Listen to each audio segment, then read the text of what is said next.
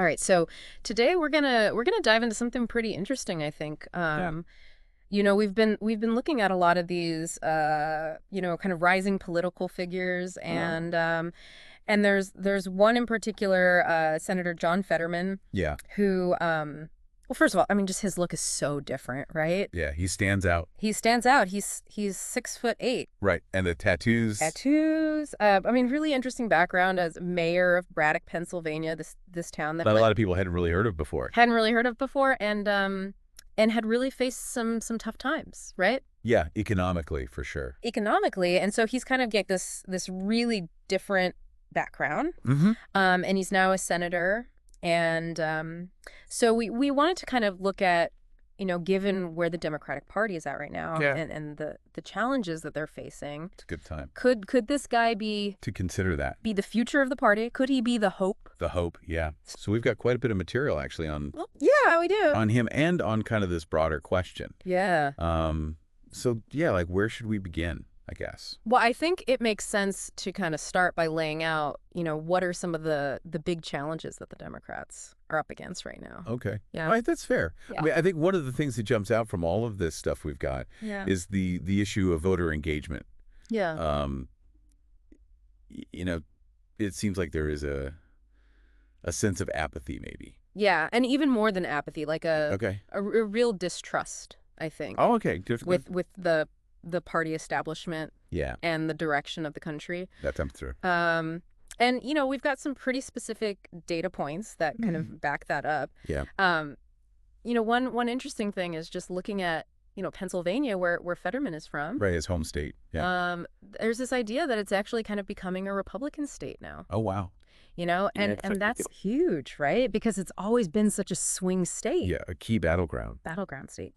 Yeah. And Kamala Harris, barely lost it in 2024. Right, 1.7 point something like that. Yeah, by a tiny margin. Hmm. And so Mustafa Rashid, who's A political commentator? a commentator who's, been following Pennsylvania politics for a long time. Mhm. He's actually on record saying that he thinks Pennsylvania is a Republican state now. Wow, okay. So that's a That's pretty significant. big shift. Yeah. And then beyond just like the presidential level, we see it in other races too. Okay. There was some data in the 2022 Senate runoff in Georgia. Yeah. And black voter turnout was significantly lower Then it had been. than it had been in 2020. Right, in the general. Yeah, and it almost cost Warnock his seat. Oh, wow. And then, even going back to 2016, Yeah. the presidential election in Michigan was decided by like just over 10,000 votes, Wow. which is nothing. Tiny margin. Yeah. And black voter turnout was down like 7% in that election compared to the previous one. So that could have been the deciding factor. Absolutely. Yeah. And this is a national trend, right? Across the board. It's not just isolated incidents. Okay. And so I think that's like a huge problem for the Democrats. It's a big one. And it's not just about voter turnout. It's also about I think there's also like an enthusiasm gap. yeah. Like If people aren't excited about the candidates, yeah, and the message. and I think Then they're less likely to show up. that's what Fetterman is kind of getting at. Okay. Right? He gave an interview in 2024 to NBC News, Yeah. and he's basically saying that the party's focus on I remember that interview. yeah, he said like hard left woke things Yeah, he said that. is alienating voters in these key states Yeah, and he specifically Like Pennsylvania, yeah, where he thinks people are much more concerned about like bread and butter. Yeah, like practical things. issues, jobs, the economy, The economy, border security. border security. Okay. Interesting. So, that's a pretty frank assessment, I think. Yeah, coming Well, from a it- sitting Democratic senator. Yeah. It's pretty striking.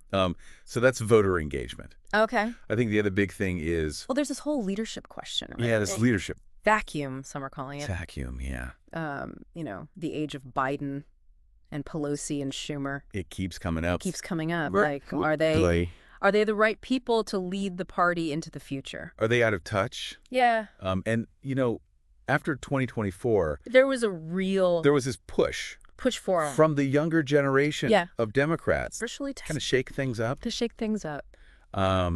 And AOC was kind of leading the charge there. Sir Vocal. Yeah. But And then she lost the House Oversight Committee seat. yeah, to Jerry Connolly. And this is late 2024. Mm-hmm. And The Guardian had this really interesting article about it. I remember reading that. And they were suggesting that Pelosi was kind of behind the scenes Pulling strings. to make sure that Connolly won. Wow. Okay. So Um, that suggests to me like a real yeah, what does that tell us? resistance to Yeah. change. To change the I saw- establishment. Yeah. And so, is that the right approach? I don't know. I mean, it's a tough question. Is that how you connect with a... It does seem like they're kind of clinging to these Yeah. moderate figures like Biden. Yeah. Even though, the results haven't been that great. So So- that's why That's why Fetterman is so interesting. Fetterman is such an interesting figure, right? Yeah, because he kind of represents a potential bridge Yeah. between those two wings of the party. Yeah, he's got that progressive background, right? He supported Bernie Sanders. Supported In 2016, he's for marijuana legalization. But he also has this appeal in swing states. To working class voters. Yeah.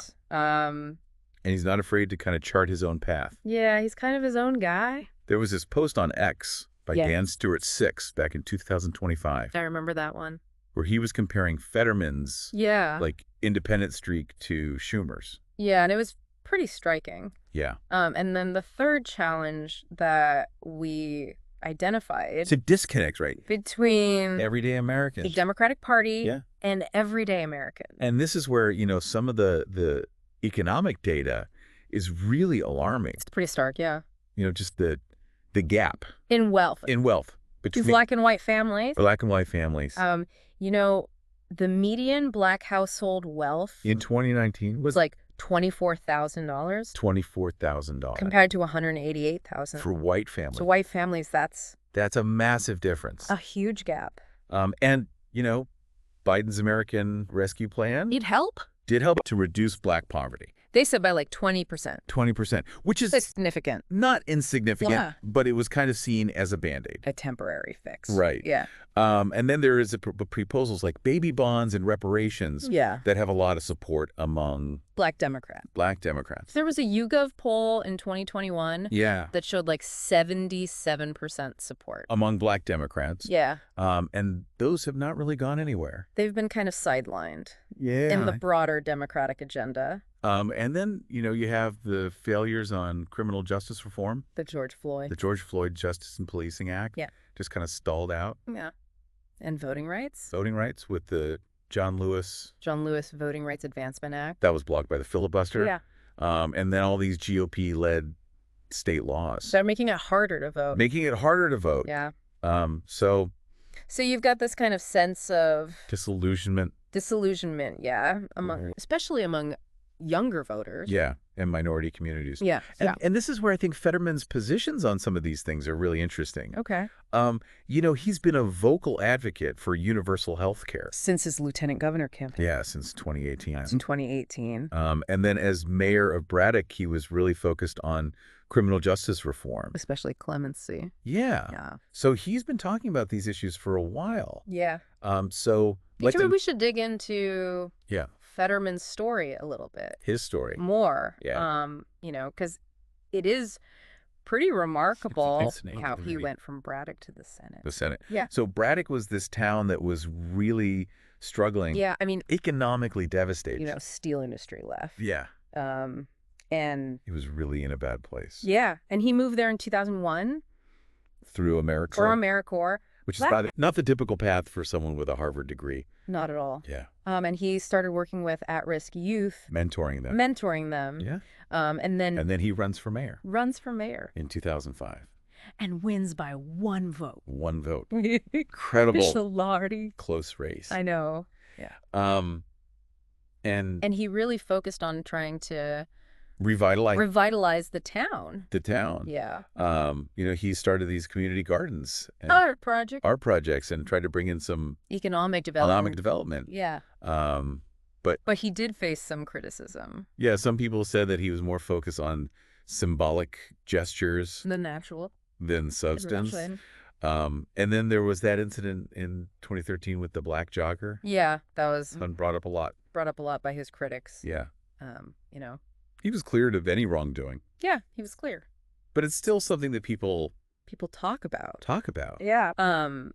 But then you contrast that with his His kind of authenticity. yeah, his The way authenticity. he presents himself. He lives in a converted car delership. Yeah. He wears Carhartt hoodies And shorts. and shorts. Yeah. Like, he's not your typical politician. He doesn't look the part No. at all.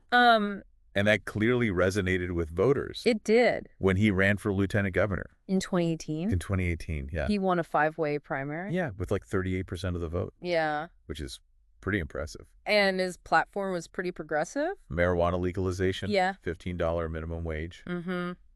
Um, And as lieutenant governor, he was really focused on criminal justice reform. criminal justice reform. He was the chair of the Board of Pardons. And he was a big advocate for clemency. Yeah. Yeah. And then And in the 2022 Senate race the 2022 race against Dr. Oz. against Dr. Oz, that was a Wild. Right. A wild one. First of all, he had a stroke right before the primary. Yeah, like right before. Almost died. It was a near fatal stroke. Yeah. And he still won the primary. With 59% of the vote. 59%. Incredible. Yeah. Um, And then the general election, the general election was just this this media circus. media circus. Yeah. But his campaign was really smart. So smart. Actually. They use social media. So effectively Oh my God. to kind of troll Dr. Oz. Oh my God. The crudités video. The crudités video? I mean, oh my God. it was brilliant. Brilliant. And then, beyond just the online stuff, he was also doing all these town halls, Yeah, connecting with voters. connecting with voters in person. Yeah. And he ended up winning By almost 5 points. by almost 5 points, Yeah. flipping a GOP seat. Which was huge Did it? for the Been Democrats. a really tough year for them Yeah. nationally. Yeah. So that's kind of his story. So how does this all Yeah. How does this all fit together in terms of like his approach? his approach? Yeah. Politically. Well, I think he's got this really interesting combination of Authentic. authenticity and Center. pragmatism. Yeah. So he's got this progressive policy platform, right? Medicare for all. Medicare for all, Wealth tax. climate action. Climate action. Um, He endorsed Bernie Sanders. he endorsed Bernie Sanders in 2016, Yeah. but he also has this way of like yeah. grounding these issues in his experiences. In Braddock? In Braddock. Yeah. Like he can talk about healthcare And he'll give these examples from Braddock. from Braddock. And it makes it really relatable To people to people. Yeah. who might not otherwise connect with these kind of big Abstract. policy ideas. Yeah. And And then there's his background. yeah, his working class roots. Growing up in York, PA. Yeah. Middle class family. And then seeing what happened to Braddock. Yeah. There's this great post on X I saw that one. by PA Voter 22 back in 2022 Yeah. where they were saying, Something So- gets it. yes, He's not some Ivy League snob. he's one of us. Yeah. And I think that really captures It does his too. appeal. And then, he's also not afraid to break with the party line. Yeah. He's been critical of the woke focus. He said that He in did? 2024. And he's been pretty hard line on border security. Oh, really? Yeah, he What said were you saying? if you're not willing to secure the border, you're not serious about governing. Wow. Okay. That's pretty strong. That was to NBC News.